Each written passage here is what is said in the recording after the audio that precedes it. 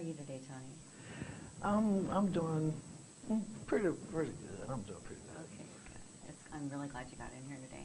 So I heard you say that the reason that you came in today was because you just moved out of the halfway house, and you've been sober for a year now.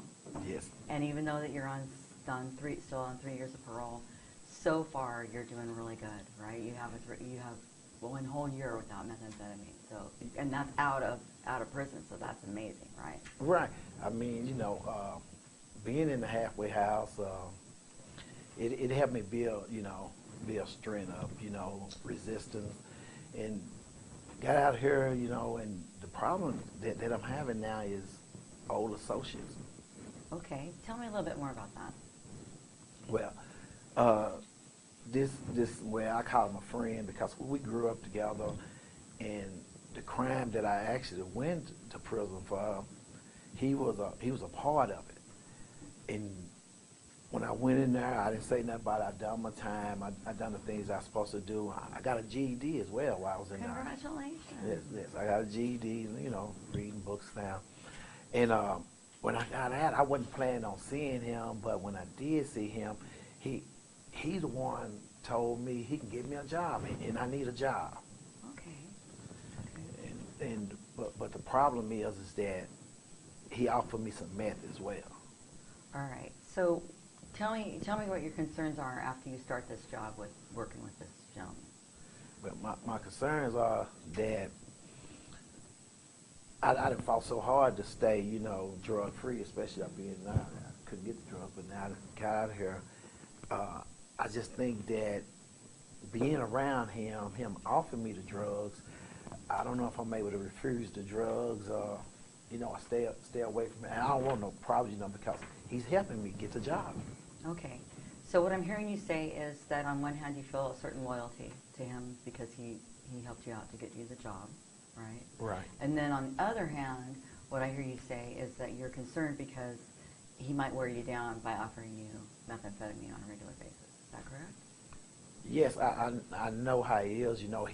He feel like, by me taking the fall for him, well, not fall for him, but for us and not saying anything, that giving me meth and stuff like we used to do, it just put us back together as friends. Okay, and that makes sense in a way, correct? That he kind of wants it to be like old times. Right? Yes. Okay.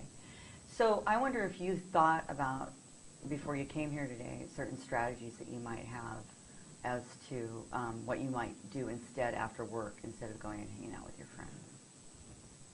Well, I thought about AA,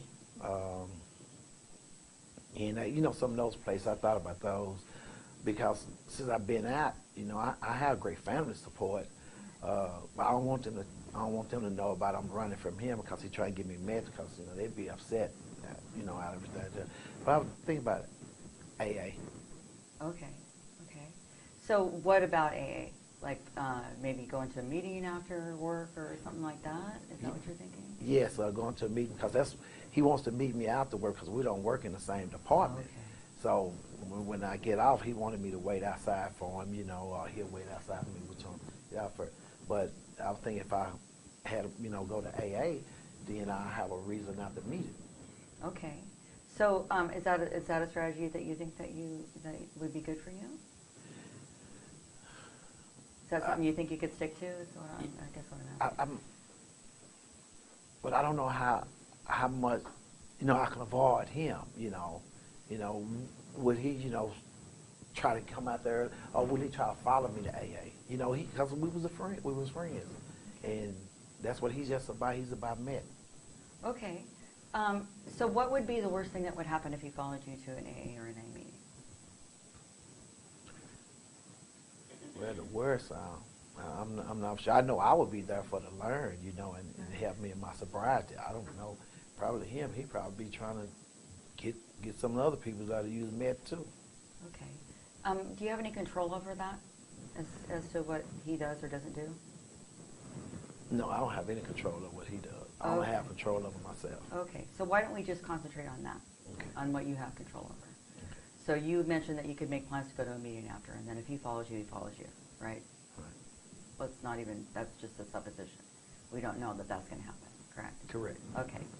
All right. So what do you think would help you to commit to going to a meeting every night after work?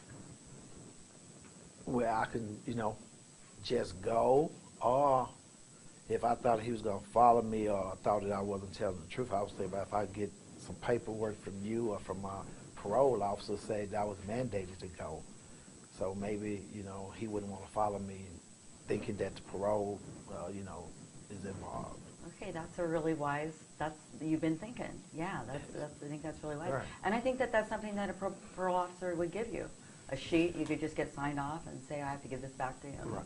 Okay. And the other thing that I'm thinking around that, as you're talking, is that would be not only something to maybe deter him, but it would also be another layer of support for you, another layer of commitment and accountability going forward into your recovery of like, if I go to the meetings and I have to get it signed off, and then pretty soon maybe you'll have a routine and that will just be second nature, right, is going to there.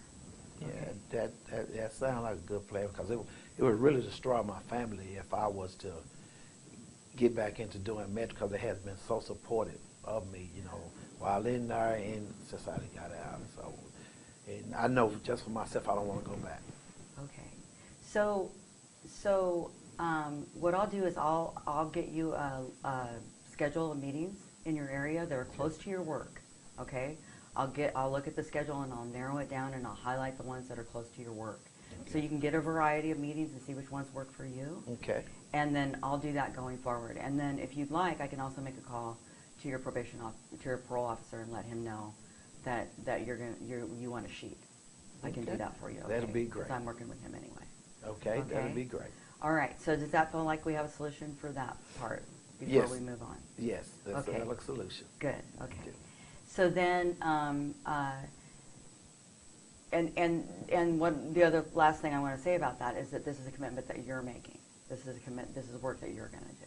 Okay, I'm going to provide the schedule. I'm going to talk to your probation officer, your parole officer, but this is work that you're committing to. Oh, so okay, I see what you said. So it's left up to me to do it. Yeah. Okay. Yeah. Yes. Yeah, I can do it. I can do it. Good.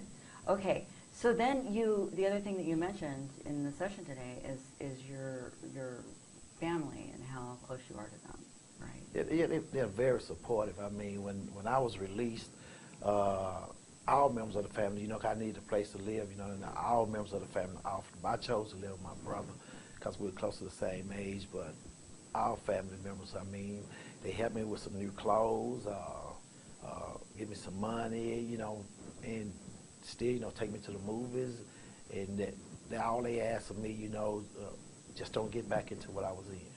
Well, that must feel really good, right? Yeah, it feels like that support and love and care there. Yeah.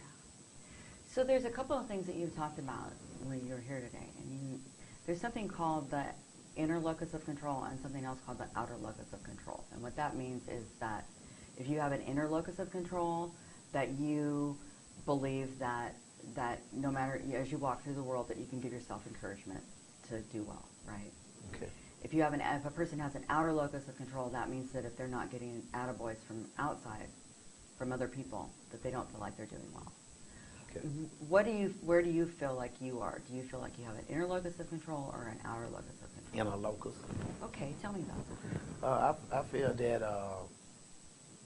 that the things I've been through, I have gained strength, and I learned when I was in the halfway house. It said, learn your weakness and strengths and learn how to balance those. And I balance. I know the things. That's why I want to stay away from him. That's a weakness of mine. Right. So that's why staying away from meth and him would be. And I can think of my own. Okay. So the plan that you made that you're going to do to go to a meeting afterwards, that's building on that inner locus of control. Okay. Right. That's making a commitment to yourself. Right? So I just want to reflect that back to you, that's really good. The other thing is that you came here voluntarily today. You didn't need to do this, but you saw something slipping, right? Yes. And I just need to talk with someone. Right. Good for you. Okay. Yeah, I just want to reflect that back to you. So the other thing that I noticed is that when we were talking about whether or not you had a plan going forward, and you said, I don't know, I don't have a plan, you're kind of, your shoulders were up like this, but once you realized what you were going to do Yes. after work, you kind of relax. So Yeah. does that feel like that's a relaxing place that you can relax into now? Yes, yes, because, I have a plan now. At first, I didn't have a plan. Okay. Yes. Okay. So let's talk a little bit, let's go back a little bit more to your family. And because sometimes outer locus of control can be good, like they can be our compass, right? And it sounds like your family is that for you. You said that they're supporting you, holding you, letting you live with them, How does that help you? Oh, it helps me know that I'm not alone. That there's someone there that it's similar to what you hear to talk to, but it's a little different with them. They don't want to hear me struggle with being free, being enticed by meth or morphine. They don't want to hear that part there. They would get upset. Where you're not getting upset. So, but I'm okay. Okay, good. I'm glad, and I'm glad you have that support. Yes. That's really good. Okay, so I just kind of want to go over what we've talked about so far today. If that's okay. Yes. And just make sure that we have it. And if you'd like, I can write it down on paper after the session. Would that be helpful? Yes, that'll be helpful. And I'll make sure that I run off the copy of the schedule and highlight it for you before you even leave the office today, so that you don't have to worry about that. Okay. Can you tell me when you're starting the job? Well, I actually went for an interview yesterday, and I should be starting there. Well, I'm gonna get a call. Let me see. It said no later than 1 week. Yeah. No later than a week, but you're Yes. not positive when it's starting. No, well, I know I have a job, but I don't know what the schedule gonna be. Okay.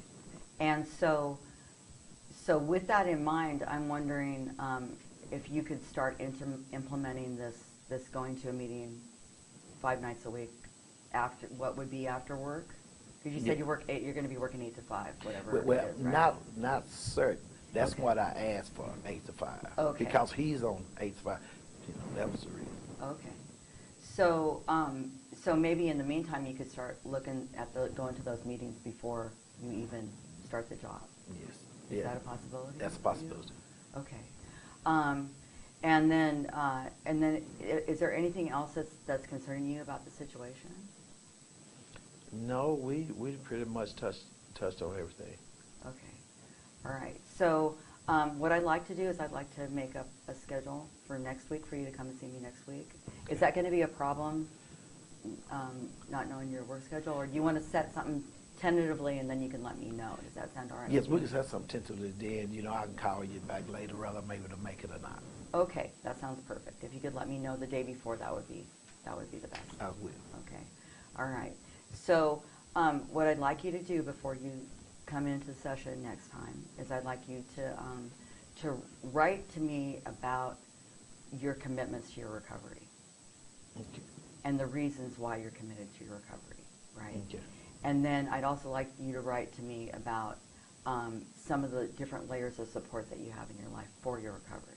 Okay. I can do that. Because sometimes a visual representation of the support that we have in our lives is a lot easier to see on paper to remind us, oh, that's right. Because it's just human beings. Sometimes it can feel really lonely to be a human being. So having a visual representation of all the support you have in your life, all the layers, and even your parole officer, even though it seems like he's not supporting you, in a way he is, right? There's a little bit of motivation Yes. there, right? Yes. And I have talked to the man, and he thinks you're doing great. So Okay, that, thank you, Dad. if you're doing well, then that's going to come back on you too. Yeah, okay. Okay. Thank you. All right. So it's been a pleasure. I'm really glad that you came in today. Thank you for being so honest and open, and thank you also for being willing to be in solution, right? Yes. Solution focused instead of, you moved out of the problem really quick, to what you're going to do about it. So, Yes, I just want to stay free. so that was excellent. There you go. All right. All right. Hey, thank you. So nice to see you. You too.